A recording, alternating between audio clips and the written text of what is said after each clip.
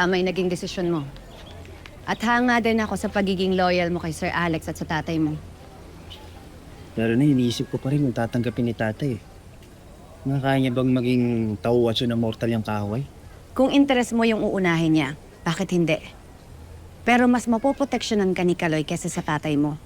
Dahil mas malaki yung impluwensya at kapangyarihan niya sa pangarap na pinili mo.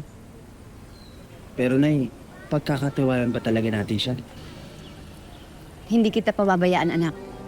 Sasamahan kita kahit saan. Hindi kita iiwan. Salamat, Nay.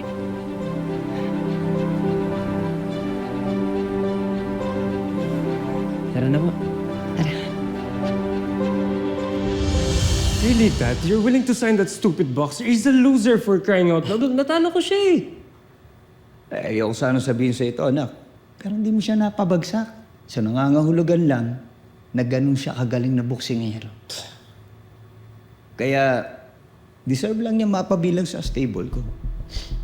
Pero Dad, ano bang mapapala mo dun kay Makmak? Lance, hindi ka ba nagbabasa ng mga comments sa social media? Ha? Mahal siya ng masa, mahal siya ng mga tao. Yung mga ganun, pwede nating kapitalan yun. Pagkakaperahan natin si Makmak. So what? That's it? Business lang, Dad? Investment, Lance. Investment. Una-una, boyfriend naman siya ng kapatid mo, di ba? Mas magandang mapabilang siya sa atin na sa ganun mabantayan natin siya. I'm sorry, Dad. Di ko pa rin matanggap. Sipin mo na lang to, Lance. Kapag nasa atin si Makmak, kontrolado natin ang laban.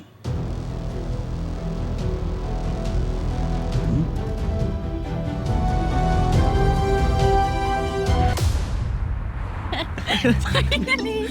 Nakapasa ko na sa roster ni Dad! Congrats! Salamat. Chloe, teka nga. Oh. Hindi pa to official. Tayo pa lang nakakaalam, kaya ayoko munang ilabas sa news. Secret muna. Pero bakit? Gusto ko munang malaman ni tatay. Yung masabi ko sa kanya, yung papaliwanag ko yung rason ko. Sabagay, you owe him that. Karapatan niyang malaman yun. Pero Chloe, nag-aalala ako. Paano kung hindi niya matanggap? Napatawad mo na ba siya? Chloe, hindi yun eh. May mas importanteng tanong. Ano yun? Kung napatawad na ba ng tatay ko ang daddy mo sa mga nagawa niyang kasalanan sa kanya?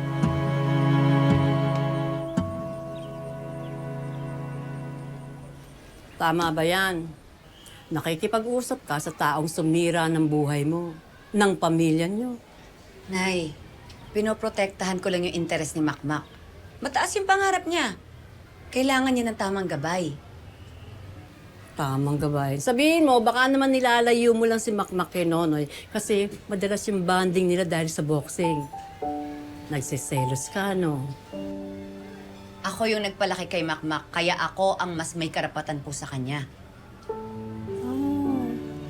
Ganun ba yun, anak? Ibig mong sabihin, dapat tanawin mo sa akin ang utang na loob kasi pinalaki kita. Di ba? Responsibilidad ko naman talaga yung bilang nanay mo na hindi ko dapat isumbat magpakailanman. Nay, hindi po sa sinusumbat ko. Ang ibig ko lang pong sabihin, kung meron man, merong mas may karapatan kay Makmak. Ako po yun.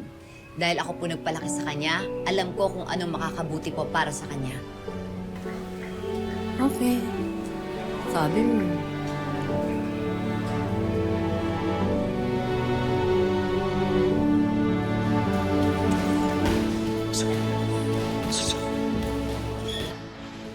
Basta kailangan, pabilisin pa natin yung footwork mo, ha?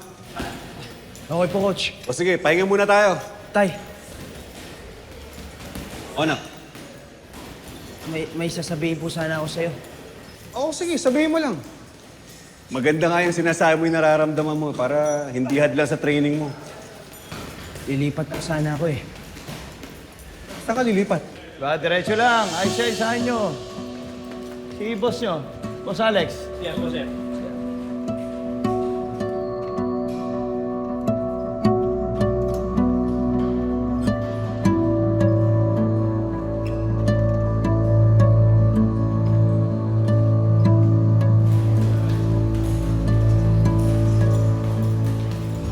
kumukulo talaga yung dugo ko pag nakikita ko yung taong yan eh.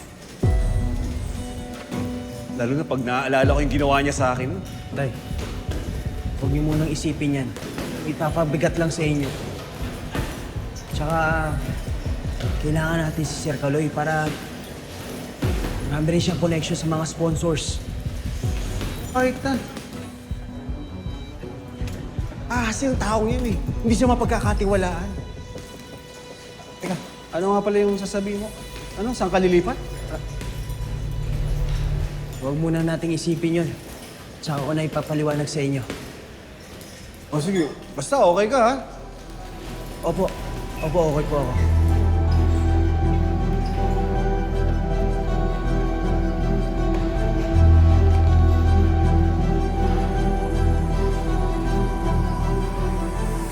Nabasa ko ng proposal mo.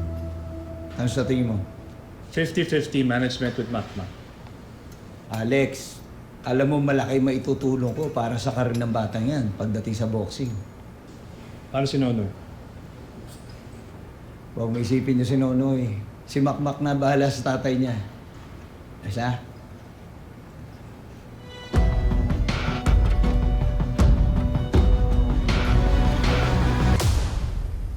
Chopstick! Chopstick! Switch. Chopstick, chopstick. Okay? Upper! Upper! Abot. Pwede ka ba? Kailangan ko kong kayanin. Kailangan ko po lumaban.